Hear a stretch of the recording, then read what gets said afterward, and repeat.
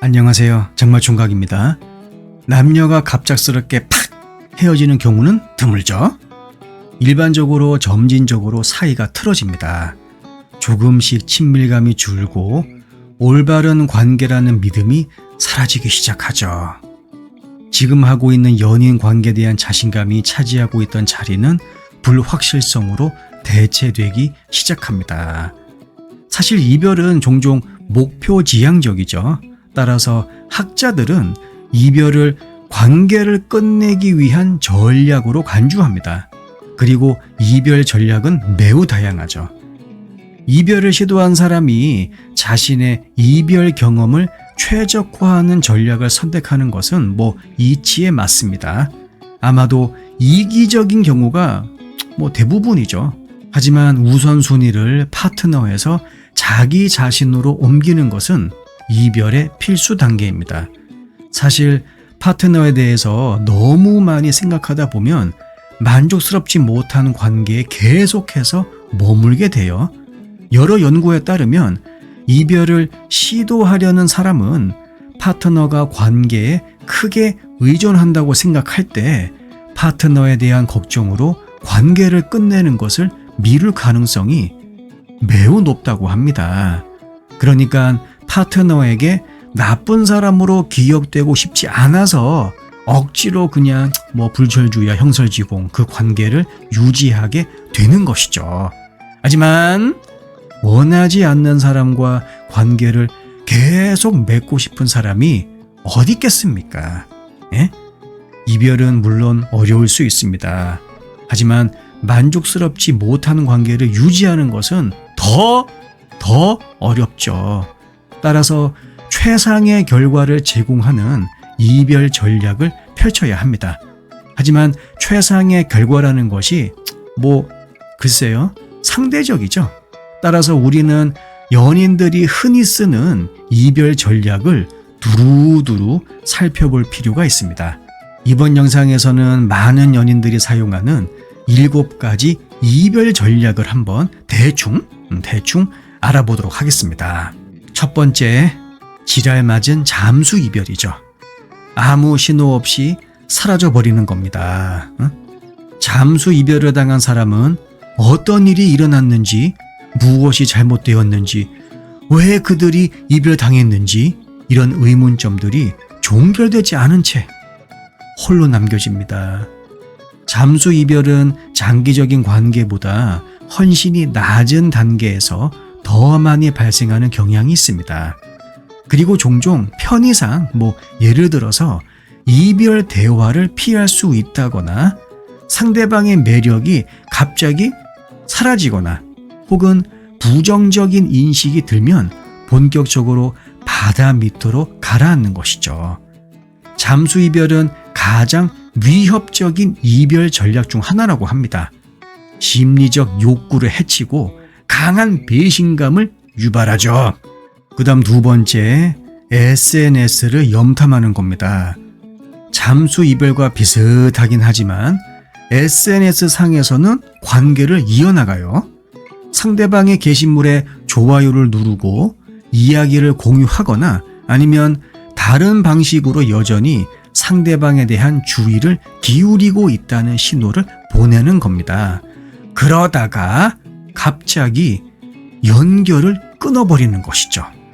이상하게도 이런 식으로 주의를 어슬렁거리다가 헤어지는 전략은 잠수 이별보다는 약간이나마 더 나은 결과를 가져온다고 합니다. 싹바가지 없이 그냥 바로 싹! 인연을 끊어버리는 잠수 이별이 가져다주는 그 배신의 충격! 그걸 조금 덜 받는다고 하네요. 세 번째, 문자 이별입니다. 문자 이별. 이 방식은 상대방에 대한 동정심이 상당히 낮을 때 사용하는 이별 전략이라고 합니다. 이런 식의 이별 전략은 헤어진 전 연인과 친구로 남을 가능성도 상당히 낮다라고 해요. 예전에 학자들이 이런 전략을 회피 전술이라고 부르기도 했습니다. 이별 전략으로 파트너를 피하는 것과 관련된 이러한 기술 또는 유사한 행동, 높은 분노심과 고통을 유발할 수 있기 때문에 밤거리 나다닐 때 조심해야 할지도 모릅니다. 전 분명히 얘기했어요. 문자 이별? 비겁한 변명일 뿐입니다. 오직 나이프가 여러분들을 기다리고 있어요. 그 다음 4번째, 심리를 조작하거나 또는 데이트 비용을 일부러 상승시키는 전략이 있습니다. 이런 연놈들이 프로 이별러라고 불리울 수가 있죠. 파트너로 하여금 나와 헤어지고 싶어하게 만드는 겁니다. 응? 나는 조금 비겁한 사람이야. 우리 그만해. 근데 좀 이름하기 좀 너무 그렇다 그 말이죠. 그래서 어떻게 하면 좋을까? 그래. 그냥 니로 하여금 나와 헤어지게 만드는 거야. 이 전략이죠. 이 전략을 사용하는 사람들은 일부러 갈등을 만들거나 의도적으로 이지가지 잡것들을 요구합니다. 아니면 조낸 짜증날 정도로 성가시게 굴거나 혹은 변덕이 죽을 듯 심해질 수 있기도 하죠. 심지어 들킬 수 있다는 것을 알고도 연병한 놈의 인간들이 일부러 바람을 피는 쌍것들도 있다고 합니다. 응? 이 전략을 사용하는 사람들은 그 다음 단계로 우리 조금 시간을 갖자와 같은 망할 놈의 제스처를 취한다고 하네요. 원래 속마음은 조금이 아니라 영원히 헤어진다라고 하는 것을 알고도 저 지랄들 하고 있는 겁니다. 아니면 주변 친구의 도움을 받아서 이별 메시지를 전달하는 비겁한 자의 모습을 보이기도 한다고 하네요. 그 다음 5번째, 긍정적인 어조와 자기 비난을 사용하는 전략입니다. 파트너의 긍정적인 측면을 막 강조해줘요. 그러면서 이별에 대한 책임을 스스로에게 묻는 전략입니다. 되게 인정머리 있어 보여요. 네. 그렇다고 해서 반드시 도움이 되는 것 아닙니다.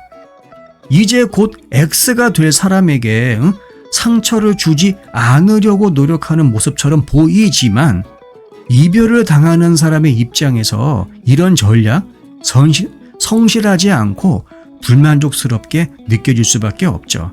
왜냐하면 내가 그렇게 훌륭하면 왜 나랑 헤어지는 거야? 라고 생각할 수 있기 때문입니다. 마치 판사가 아이고 이제 좀 이따가 사형을 줄 거야. 근데 사형을 어차피 줄 건데 그 사람에 대해서 너 임마 인간이 그러면 돼 임마? 네가 그러도 사람이야? 이런 말 뭐하러 합니까? 어차피 죽을 인간인데 내가 너 죽어라고 말할 건데 그렇잖아요. 피고인이 어떤 그 어린 시절 딱하지마 어찌 하겠습니까? 벌어진 일인데 죽어주셔야 되겠습니다. 이렇게 좋은 말로 그냥 스무드하게 넘어가는 것이죠. 이러한 전략을 사용하는 것은 불안형 애착관계를 가진 사람들 사이에서 더 일반적으로 관찰되고요. 마음속에서는 지난 연인을 다시 만나고 싶은 욕구가 강하게 남아있을 가능성이 높다라고 합니다. 그러니까 재회의 가능성이 열려있다 그 얘기죠. 그 다음 6번째, 직접적이고 열린 대화를 하는 것입니다. 어렵죠? 근데 긍정적인 결과를 가져옵니다. 열린 대화는 인정이 있는 전략으로 간주되죠. 이러한 대화에는 정직이 기본이며 많은 사람들이 이 전략을 이상적인 이별 전략으로 생각하고 있습니다. 이 전략을 사용하면 재회 가능성은 낮다고 해요. 근데 X에게 화가 날 가능성도 낮다라고 합니다. 그러니까 스토킹이나 아니면은 그 배신에 대한 복수, 그 가능성이 낮다라는 거죠. 적어도 이런 식으로 이별하게 되면 죽을 가능성은 낮다라는 것입니다. 여러분 옛말에 이런 말이 있습니다. 개똥밭에 굴러도 이승이 낫다. 아시겠죠? 서로 좋게 가자 그 얘기입니다. 그 다음 7번째, 서로가 타이밍을 맞춰서 그냥 헤어지는 것이죠. 그래 우리 뭐 헤어지는 게 맞는 것 같아. 너도? 야, 나도. 이런 겁니다. 서로가 이제는 이별이구나라는 그 감이 잡힌 상태에서 이별에 대해서 이야기할 수 있다는 거, 뭐 유리한 결과를 낳을 가능성이 높죠. 이 전략은 더 긍정적인 감정을 경험하게 하고 관계가 끝나는 방식에 대해 덜 후회하게 됩니다. 이별 후의 슬픔은 이 전략을 택했을 때 덜해지는 경향이 있죠. 이별, 불쾌한 경험입니다. 하지만 어떤 전략은 엄청 불쾌하지만 또 다른 전략은 상당히 덜 불쾌해요. 상대방의 입장에서 생각해 보는 것이 정말 성숙한 이별로 이끄는 길입니다. 영상 내용이 도움이 되셨다면 구독과 좋아요, 알람 설정, 그리고 댓글도 많이 남겨주세요. 다음 영상에서 뵙겠습니다.